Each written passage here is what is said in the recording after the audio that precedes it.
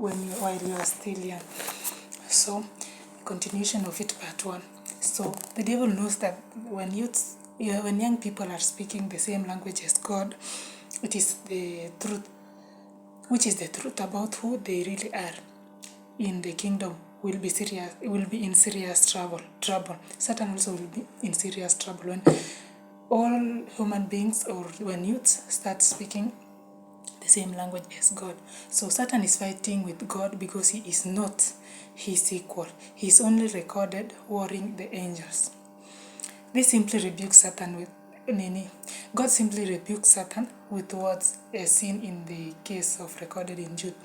So God and Satan, they are two different people doing two different works. So Satan does not want God's word.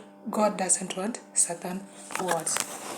So in this book, young people have been trained to think that they are important only in the future and not in the present. That's saying that you are the leaders of tomorrow.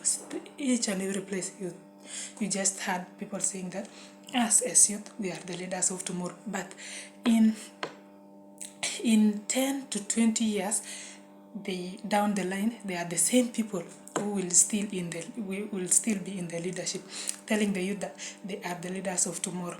It's like they are saying that to young people, don't dare to have big dreams for tomorrow. There should be some limits to your ambition until the time when we will be out of the picture. So this just tells us that we are the leaders of tomorrow. We are the leaders of tomorrow. But in leadership state, when you look even in Kenya, the leaders are the people whose age are from, let's say, they are big people. There is no youth, but any youth person in leading this country. So as you see, leaders are just people who have gained more experience. So as youth, your college, university certificate are just lying on the bed, but you yourself, you don't have any job, any leadership, anything. So as you see, youths are not taken that seriously. So how young people even support to survive in the present as the early stage wait of the future, if some jobs opportunities require not less than 9 years of experience. When you want any job, they say that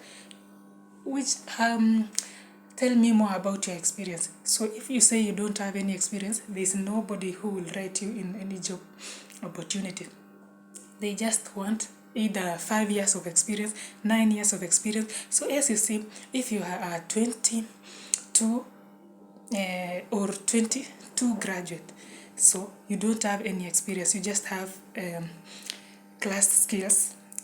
So you want to get any job because many people have 9 years of experience. You are 22 or 23, you don't have any experience. So they will take the one with 9 years of experience. So add 23 plus 9. That is probably almost 30 years, so that you will get that job, because it is 9 years of experience. So you want to get that job as easy as it is. So youths are just taken as the ones who would have no experience, but they have graduate, first class honors, degrees and masters, but they look at the rate of experience. So as you see, youths are not taken as serious. The young are the real bomb. It's only that the devil makes them explore in wrong place and direction. They are as important as now as they will be in future, and that is the plain truth. Try studying any nation or community whose young population has been decimated by disease, drugs, alcohol, or any other agent of destruction, and you will note that there is weakness in every stage or in every nation.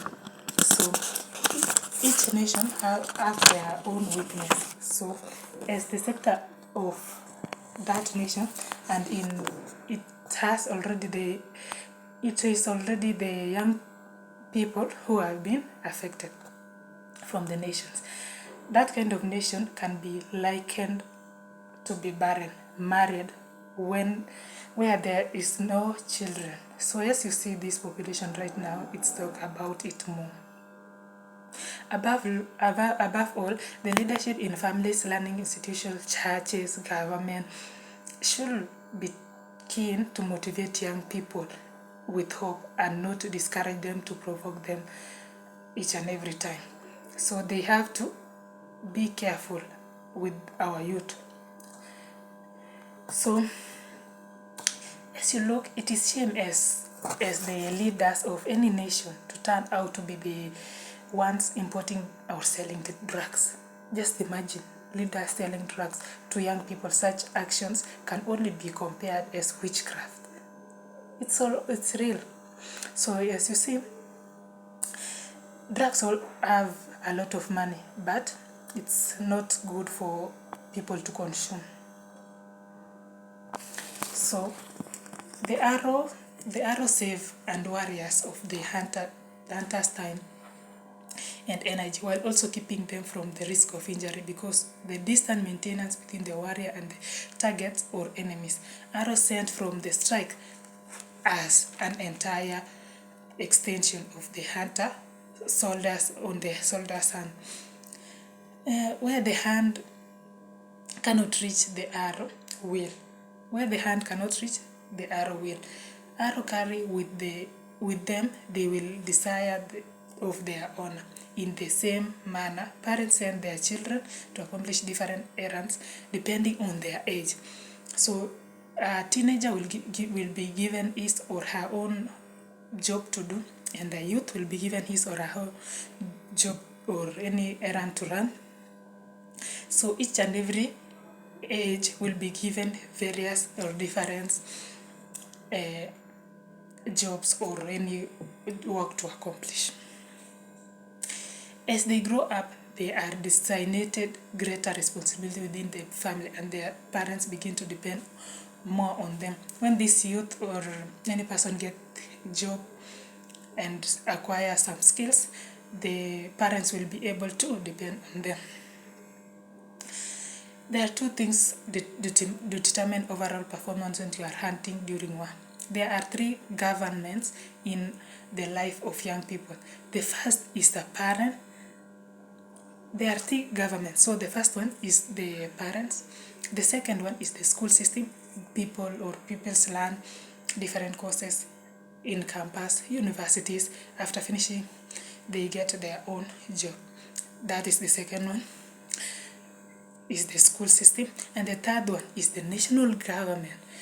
Young people are useful in all areas, especially youths and teenagers. That bracket, they are very, very useful in all areas of life and in every sector of every nation, and not only in physically demanding things such as war and sports. Young people have more than bones and muscle. They have brain power too.